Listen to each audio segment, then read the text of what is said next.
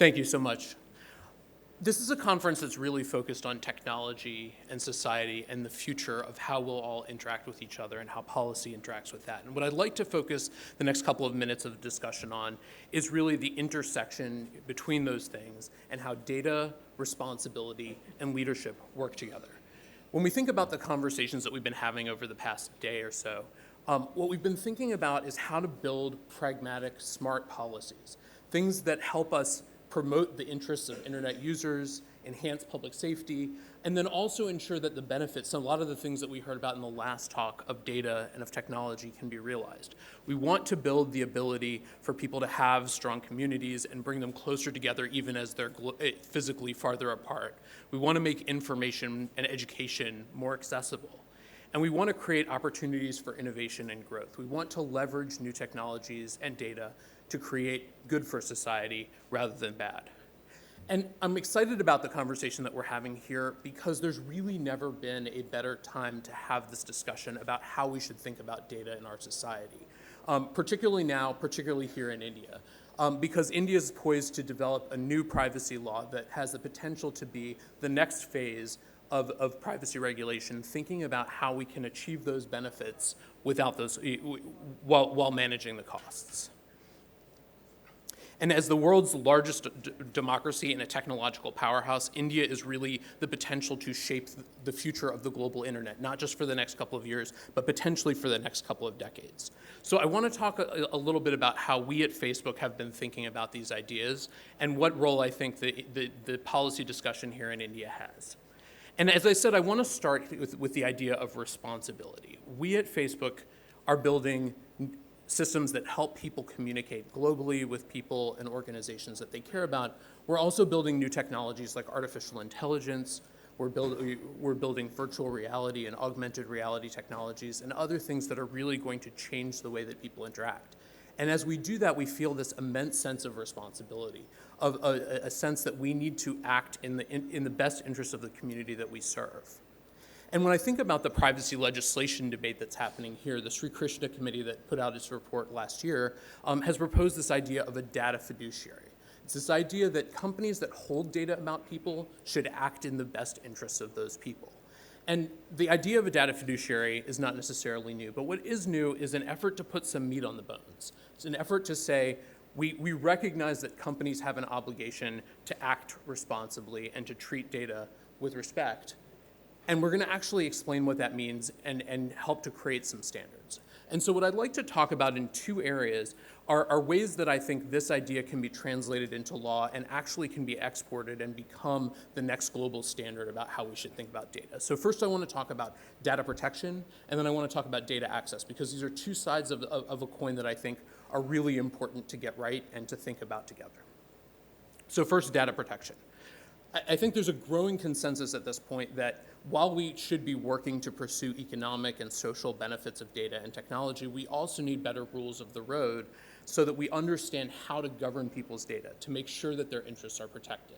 And this idea of looking at the old generation of privacy regulation, there's a lot that we can learn there, but there's more that we can do. And I think that's a lot of what the discussion that we've been a part of here in India has been about. And so we've supported the idea of creating new comprehensive privacy legislation for India. And I want to highlight a couple of things that I've seen in the debate that I think are really important. The first is empowering people to control their information and to make sure that people have dominion over the data that's about them and that they've contributed. And this looks like a couple of different things. First, it means that people should have access to the information that exists about them. So on Facebook, when you create a Facebook profile, you can use a feature called download your information to be able to get access to that data. Download a zip file in a machine-readable format so that you can take it with you. You should be able to delete your information if you no longer want a company to hold information about you. And you should be able to transfer it, bring it with you, to another service provider if you've decided to change your mind. These are some basic rights that people should have. Now, we've talked a lot about consent and the idea that people should be able to make choices, and I think one of the things that I took away from the last discussion and the last speaker was this idea that technology is getting more complicated, more sophisticated, data is being used in new ways. But also, if we just think about the apps that are on our phone, I have on my iPhone lots of different apps that have data policies and terms of service. And I think if we were to go around the room, we would all say it's a group of sophisticated people who are used to technology, and we're not all looking at our privacy policies and making these nuanced judgments about what services we want to use and not. And so we have to acknowledge that there's a point that transparency is important and it creates accountability, but there's also a point at which we have to stop putting the responsibility on people to make all of these decisions. So what comes next?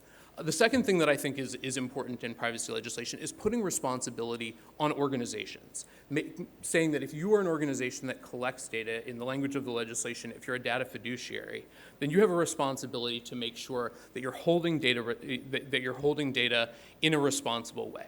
And so that means things like having a privacy program, thinking of privacy through this idea of privacy by design, thinking about the negative consequences of what you're planning to do up front, and making sure that that you're guarding against those in the way that you build services.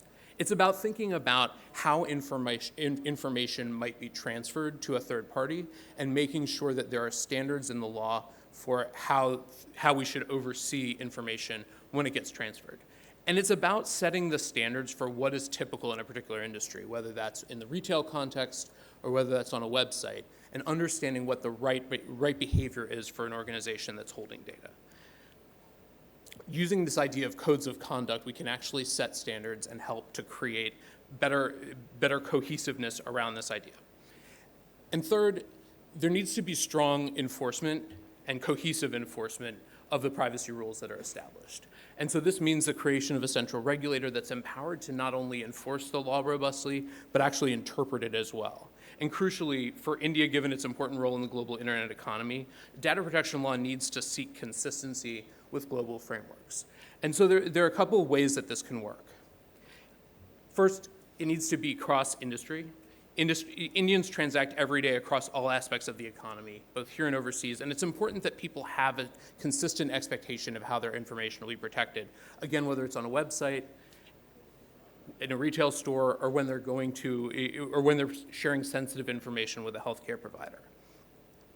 A privacy framework in India needs to be closely aligned with international privacy frameworks. This is going to improve Indian businesses' ability to compete globally, and it's also going to provide a consistent level of protection around the world. I'd like to talk about some mechanisms that exist for this. So one is the APEC CBPR, cross-border privacy rules. It's a framework that's voluntary that APEC member economies and other economies, obviously India is not a member of APEC, can participate in, that create general principles, general standards that work across national borders. And so even though each member economy is going to have its own expectations, its own laws, it's an idea of saying, here's a way that we can have common standards. So if you're an Indian business that wants to do business across borders, or if you're an Indian consumer who wants to be able to use services that exist outside of India, you can know that your information is going to be protected.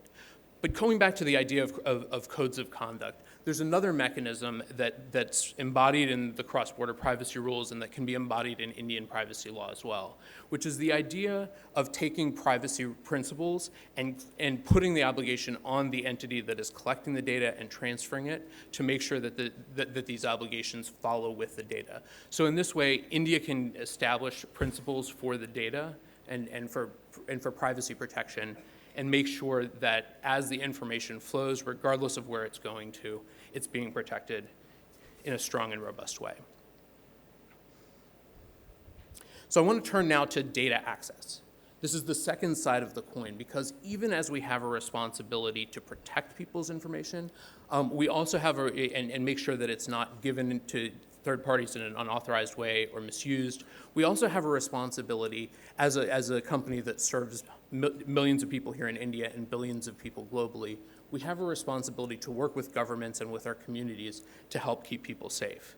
And so this means, one, protecting Facebook users from unreasonable intrusions on their data that they want to keep private, but it also means working with governments so that they can investigate crimes and protect national security. And so these dual commitments to privacy and security are critical to our ability to fulfill responsibility. So how do we do this today? We work with governments proactively, so when we identify that there's an issue that a law enforcement agency should be involved in, we can proactively notify law enforcement of these issues. We can also work in emergency situations to provide data to law enforcement. And we provide what's called basic subscriber information in response to lawful requests from Indian law enforcement and from law enforcement around the globe. And finally, there's a process called the Mutual Legal Assistance Treaty, or MLAT, that can be used by governments when they're seeking digital evidence and looking to get information from Facebook or other service providers that are based outside of India. And so these are mechanisms that exist today to enable us to cooperate, in addition to informal mechanisms like training and informal collaboration that we have with Indian law enforcement.